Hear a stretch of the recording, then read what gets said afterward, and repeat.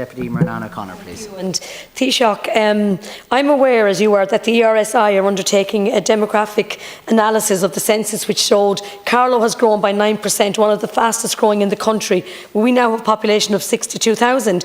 But what I want to ask you about is the facilities for housing. Specifically, I'm looking for an update on the upgrade of the Bagnallstown water waste treatment plant and the development, because this is actually holding up a number of houses. So what I'm saying, Minister Taoiseach, is while we're delighted that our population is growing, but we need facilities. So if you look at Carlow and Bagnallstown there, we have to have the proper structure, the proper facilities, so that we can build these houses, and it is delaying houses, particularly in County Carlow. Thank you. Thanks very much. I'll start there in reverse order. So thanks, Deputy Ward. I think that's a constructive suggestion. I'll check when the review is due to be completed and see if we can make progress in relation to that old idea of a social housing passport. I'm aware in parts of my own constituency as well, county boundaries sometimes don't reflect the way people live their lives, where they work, where they go to school, and the likes as well.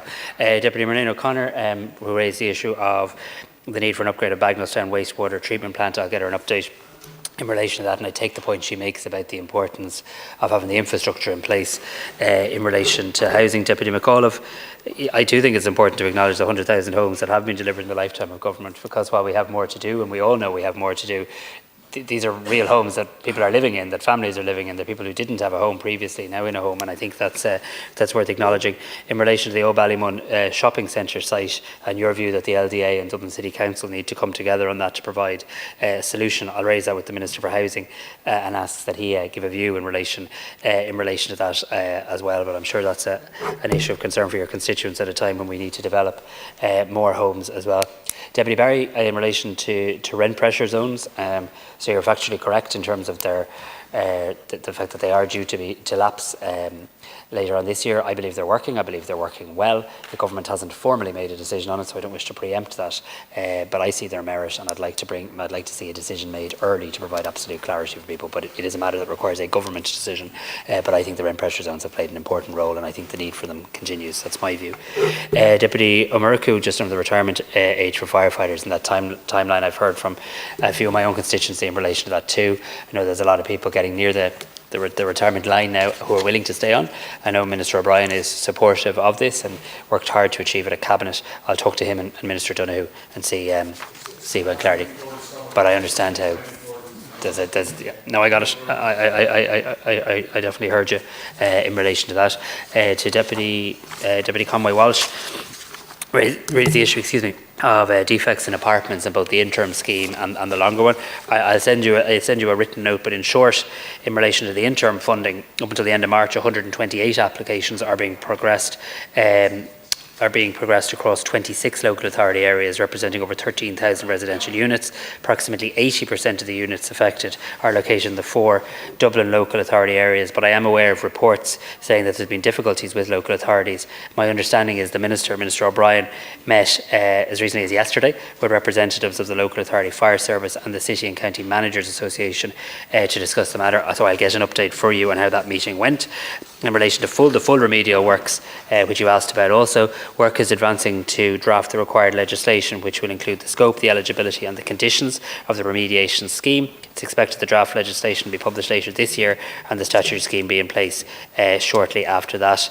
And Minister O'Brien is working on the legislation. He's seeing it as a matter of priority, whilst also wanting to make sure that we get a scheme that is fit for purpose. But I'll send you more detail in a note. Deputy Tobin, thank you for providing me with that information, which I'll certainly familiarise myself with in terms of the trawl, for want of a better phrase, that you've done in terms of vacant local authority homes in the county and the comparison between turnaround times for private and public. I can accept that there can be some gap, but certainly the difference that you've outlined is very significant at a time when we urgently need more accommodation. So thank you for the constructive engagement on that. I'll talk to the Minister for Housing and I'll come back to you in writing on the issue as well. Deputy O'Callaghan, the need to regulate the management companies, and where are we at in terms of the draft section 18 and 19 of the Multi-Unit Development Act with the Minister for Justice and indeed fulfilling our programme for government commitment. I'll speak with the Minister and get a timeline for you on that and come back to you if that's okay.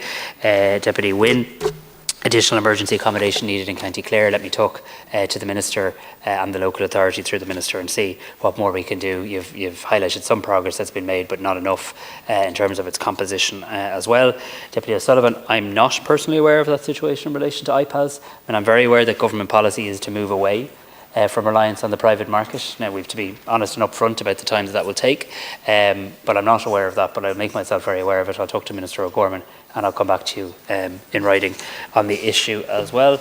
Deputy Boyd Barrett and Deputy Murphy both raised the issue of homelessness and indeed highlighted a number of cases of Niamh and Anthony, their children, of Jennifer and 2 children, and a number of other cases as well.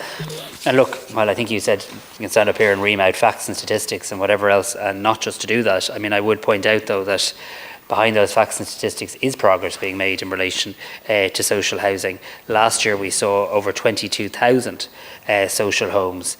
Last year we saw over 22,000 social homes at various stages of construction, and we saw 12,000 social homes being delivered through various means through both our local authorities and our approved housing bodies. That was the largest level of delivery in many decades. I think you have to go back to the 70s. We've also provided a land acquisition fund with €125 million in funding to the Housing Agency as an initial level of funding, because we do want to provide solutions for Niamh, Anthony, Jennifer, and crucially for children.